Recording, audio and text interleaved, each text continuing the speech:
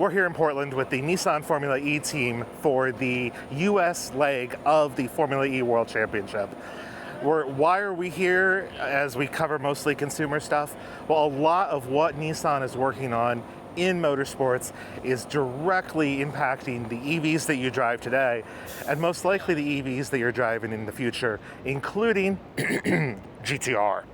So let's go a little bit behind the scenes of what Nissan is doing here and talk to the experts on why this is important and how directly this will impact you.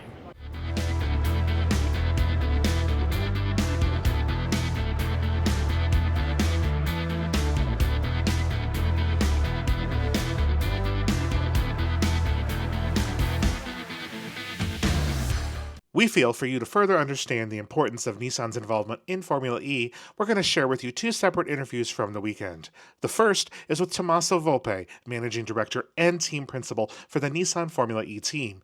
And it's in a media roundtable event where he addressed the elephant in the room, which is rumors of the next-gen GTR. First of all, thank you for coming. It's important for us to have media here in Portland because the US and North America in general is the largest market for Nissan in terms of volume, so it's a very important market, obviously. Traditionally, always for Nissan has been very important. So, and actually the reason why we are in Formula E is a strategic one, so it's connected to our core business as a car manufacturer. Because obviously you know that there is this big transformation of the business into electrified business. We have unveiled 2 years ago this plan that we call Ambition 2030, and by 2030 Nissan will sell at least 60% of our global volumes as electrified vehicles. So it's a big transformation, probably the biggest transformation in the industry. So either you have manufacturers who are already fully electrified, or among the traditional manufacturers, the transformation up to 60% of the volumes, and with that volumes that Nissan has, probably is the largest one. So why I'm saying that, because we actually entered Formula E already in 2018, where this plan was not clear yet, but it was an investment in partnership with an existing team to promote electrification. We were anyway the pioneering in electrification, even if we have been a little bit shy, but actually Nissan launched the very first mass-produced electric vehicle in the world, the Nissan Leaf, more than 10 years ago. So we were utilizing Formula E as a promotional activities for this expertise and the launch of the Nissan Ariya that was coming, etc., etc., etc.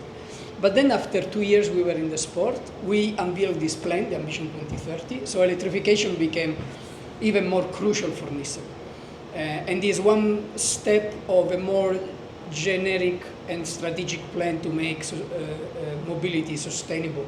We also have this objective to become full carbon neutral by 2050, which for a corporation of the dimension of Nissan is a super ambitious plan.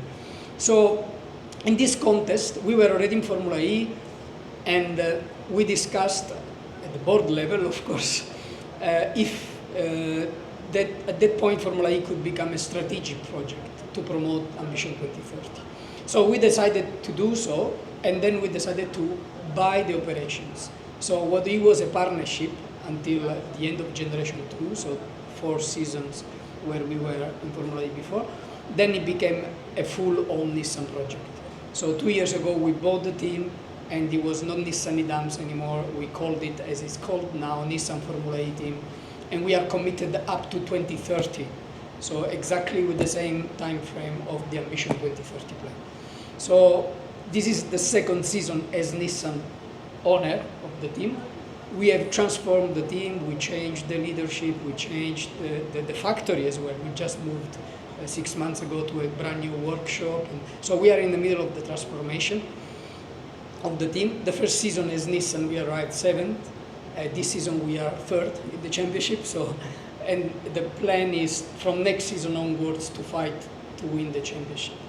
So to finish also, the project has become an halo global project to promote the Ambition 2030.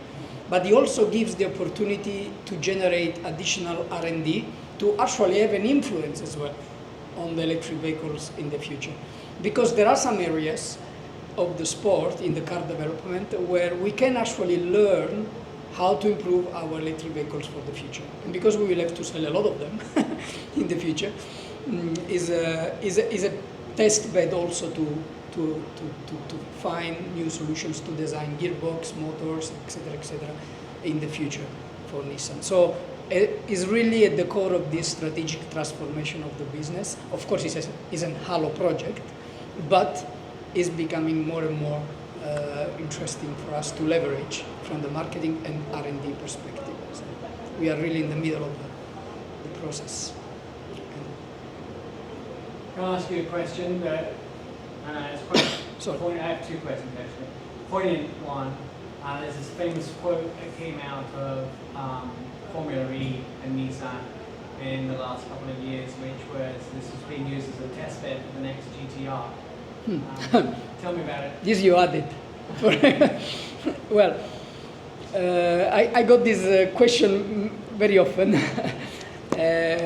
We don't have a confirmed plan yet for the new GTR, but the only thing I can say is that because we are transforming into an electrified manufacturer, and because for us electrification is utilized to give excitement to customers and performance, not only efficiency and sustainability, we can assume that the future GTR will be somehow electrified.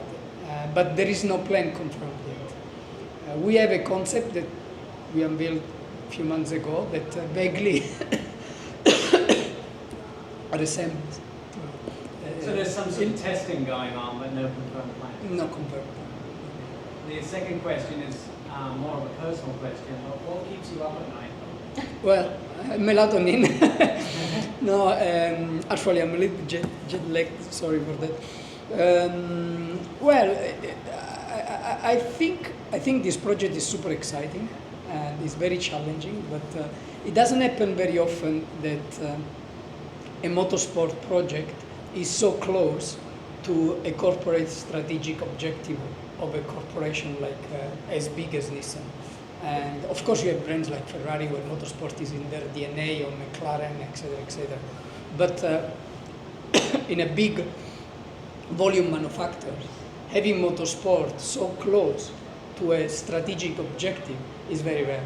So making this project successful to support and to support the brand and the core business, I think, is probably the most exciting, the most challenging, but also exciting. And that keeps you awake? Yes, it does. Okay, so the electric GTR, no kidding. We got that confirmed, right? We heard that So sounded. they built a vehicle that resembles. Well, I mean, they hit that concept in Tokyo. As Nissan has participated in Formula E and has gone from kind of dipping its toes into now, you make your own motors and stuff like that. Those are shared with McLaren. There's also this strong emphasis on software. Where in the year 2024, where is the big innovation happening? Is it still in the hardware, or is it in the software to control everything? It's actually on the two, to be honest. The hardware gives you the starting point of the energy efficiency of the car. So statically, if you want, it's not static, but without even moving the car, let's say, the hardware dictates the percentage of energy that coming out from the battery becomes traction to the wheel.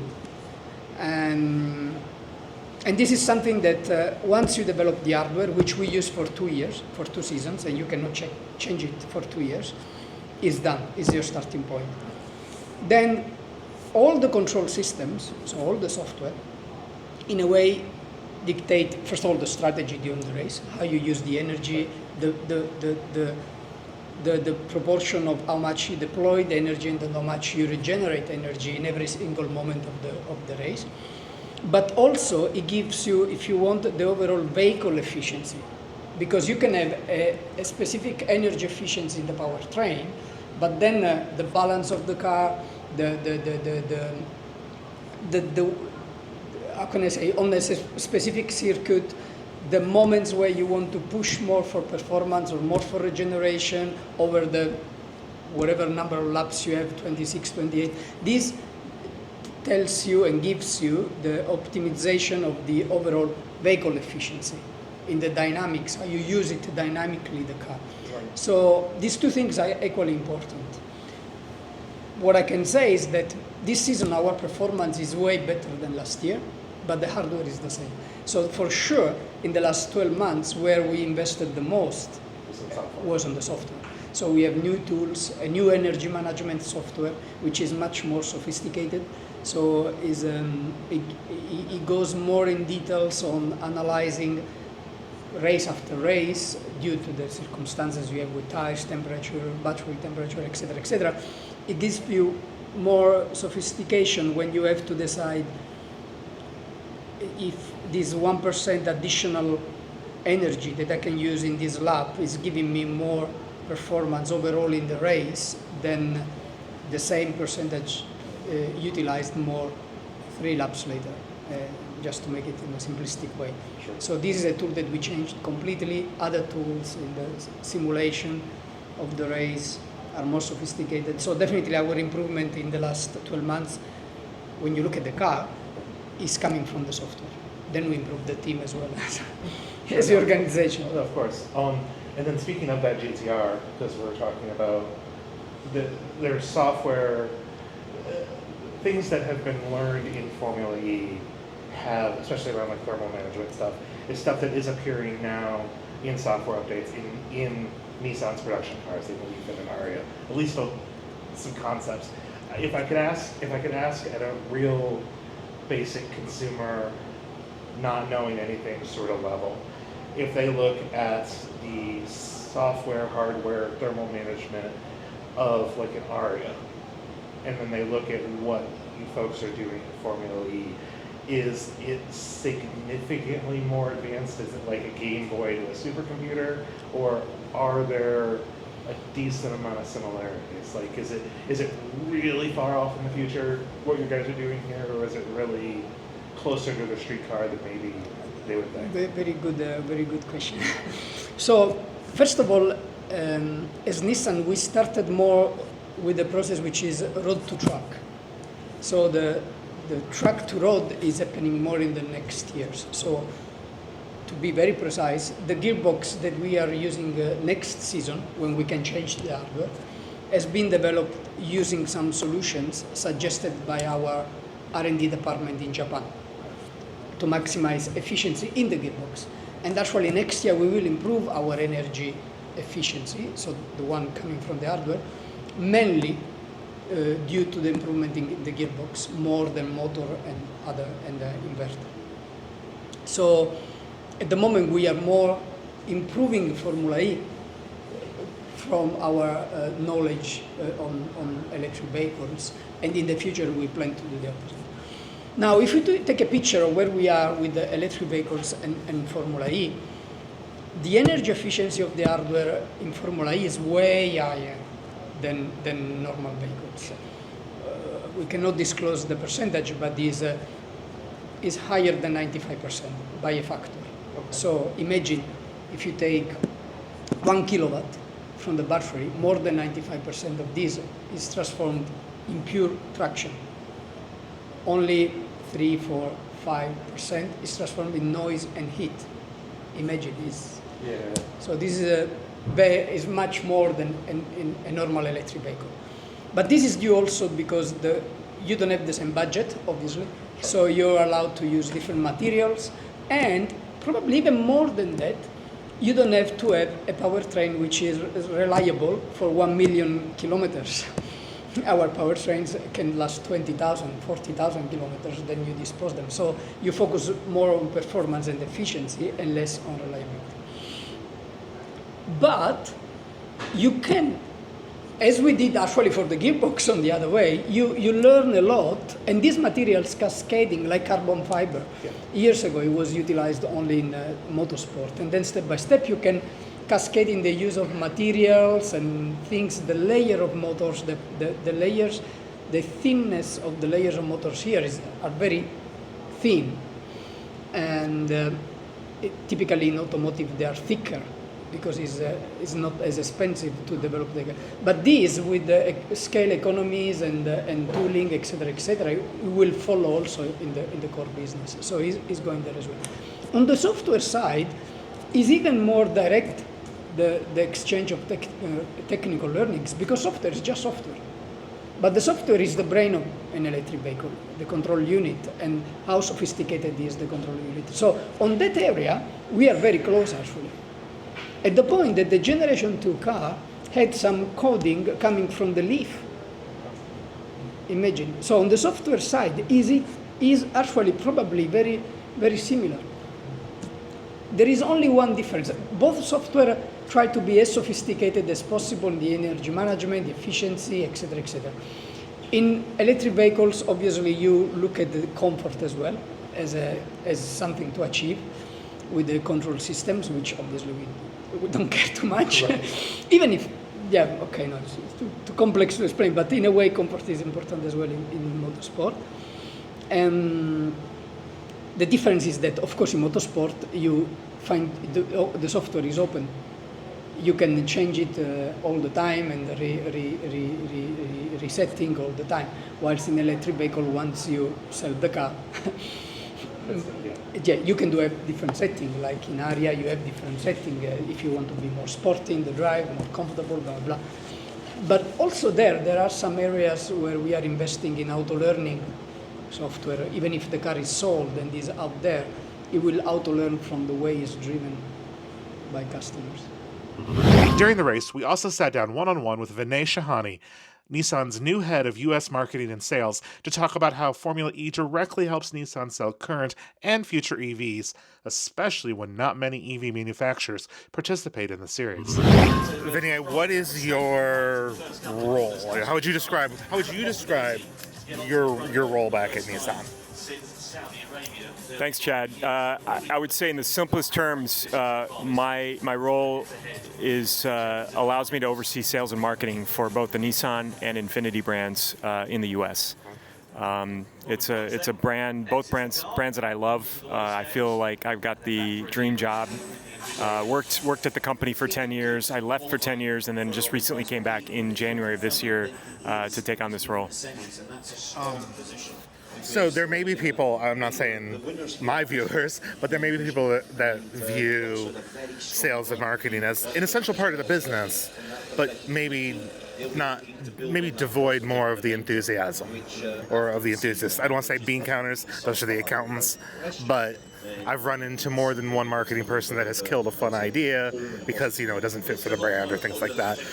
Can you talk a little bit about what you believe your car enthusiast credentials are, sort of your work history between your first and second time at Nissan, and sort of like what drew you into Nissan originally? Yeah, I'm going to rewind a little bit. So my background, I'm an engineer by education. I grew up in Detroit. I got the car bug really early in life. My dad was an engineer at Ford Motor Company for his entire career. I've been, basically exposed to the car business from birth. And I never try to hide it. I'm a car enthusiast, and I'm proud of it. And I believe that allows me to really see opportunities to create excitement for the brand through things that enthusiasts like to see. So as an example, we're sitting here together at a Formula E race. I think there's an opportunity for us to really show consumers why is that important to our business, but why is that also important to enthusiasts. As an example, we were one of the first car companies that democratized electric vehicle mobility with the advent of the Leaf in the mid 2009 timeframe. That gives us a very authentic and credible connection to this sport. Formula E, obviously we're racing electric powertrains. We have two EVs in the lineup today, the Leaf and the Aria. Both are fantastic products. But I think they have some opportunity for awareness and familiarity. And this gives us a forum to show our technical prowess with electric vehicle racing, in the most prominent forum for electric vehicle racing, right? But more importantly, the ability to activate and show consumers that show up to the races what products we have in the lineup and the similarities. You know, they share common properties between the electric powertrain and the battery management systems with the vehicles that we actually sell. So that I think is a very credible and cool story. So building a little bit on that, we obviously there's always discussion about what's the next GTR going to be. I'm not going to ask you about that, but what I am going to ask you about is, as part of two things specifically. One, FIA is very specific in what they restrict in this race. They add certain restrictions to it, I think, to help to force teams to innovate and things like that. But they also seem to want to deliver a vibe of these cars, yes, aero-wise, they look very different, but they're running powertrain and technology and things like that that can appear on street cars, that are much closer to a street car design than, let's say, a Formula One car. So with that, and sort of with Nissan's 2030 objective, how do you go beyond those enthusiasts and explain to a regular customer, whether they're a potential Nissan buyer or not, regular public, regular customer, why is this important? Why is Formula E important? And how do you plan on, what is your plan in incorporating this into messaging that goes beyond just the enthusiast? Chad, that's a really good question. I mean, I'll start with the old adage that I'm sure you know, and I'm sure many people recognize. You win on Sunday, sell on Monday. And I think that is very much a part of the reason why you see many OEMs involved in this space. There is a tech transfer component that goes from what we learn in a sport like Formula E, which is highly competitive, and how we take those learnings and incorporate them into the vehicles that we sell. I think that's the foundational message. We believe that electric mobility is the future. I don't think there's any question about that. The question may be, how long is that going to take, right? So that for me is a legitimate question, and every car company is taking maybe a little different approach on that. But I think there's generally agreement that, in the future, electric mobility will be the majority. And I think what we're trying to show is it works today. It works today with the Leaf. It works today with the Aria. You have some car companies that are talking about building a $25,000 electric vehicle, like you and I talked about. Yep. We already have one. Right. We have the Leaf. Yep. In fact, we have 6 cars under $30,000. Leaf is one of them. The average consumer in the United States drives 39 miles a day. And even with the smallest range battery on the Leaf, you have more than enough range to cover the majority of needs. It's a week of driving. That's right. So I think that's a practical, myth-busting type of message that we need to make sure that we're continuing to impart, so that people understand that electric mobility is ready and available, and it works for you today. It doesn't work for everybody, sure. But for the majority of consumers in the U.S., which is the market that I care most about, that's my job. Right. The Leaf and the Aria can really get it done. I think those are the most important things. So if we look just sort of to wrap up a little bit, if we walk down the grid, we'll see, Porsche's here, McLaren's here, though interestingly McLaren runs your guys' hardware. You see a couple of OEMs, but you don't see a ton of what would be your mainstream, what we consider your mainstream competitors. You wouldn't be doing it if you didn't think that it gave you a competitive advantage.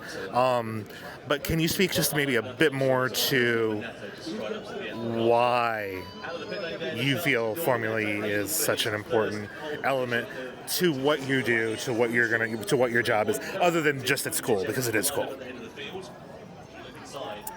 Yeah, it's a fair observation when you look at I think the competition that's here. Look, every car company has to make tough decisions, right? Budgets are not unlimited, and you have to decide when you're in critical positions to say what what am I going to spend my money on?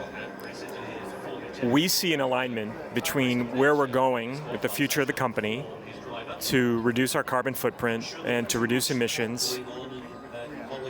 A very clear alignment between the excitement that happens in this sport and where we're trying to go with the company. And I think when you see that kind of strategic alignment, that's when you say, okay, this is something that I'm willing to spend my money on. It creates an opportunity cost for other things that we could be doing, but we think that the way we bring the thrill brand positioning to life is really clear through Formula E. It aligns very well with our strategic priorities, and that's why we choose to prioritize it. I can't speak for other brands. You know, they may be doing it for different reasons. They wouldn't let you. Well, yeah. Your handler over here wouldn't like. That's right. I could, but I won't. Maybe that's a better way to say it, but that's how I see it. Awesome, great, thank you. I really appreciate it. Motorsports has always been part of Nissan's heritage, but understanding more why they invest in this series as part of their 2030 ambitions makes a ton of sense. And we think after spending a day with them, we understand it a bit better. Thermal management is big in racing, but it's also big for regular EV owners as well, which is why we recently took an Aria, stuck it in a freezer to see how much range it lost over a period of time. To watch that video, click on the pop-out screen right over here. Why would I forget that I'm in Portland? Because I don't ever go to Portland. Yes, it is ABB though, and they make EV chargers. Lots of EV chargers. We're here in, I keep forgetting where I'm at. Some even sporty ones like maybe, nobody will confirm it, but maybe the GTR.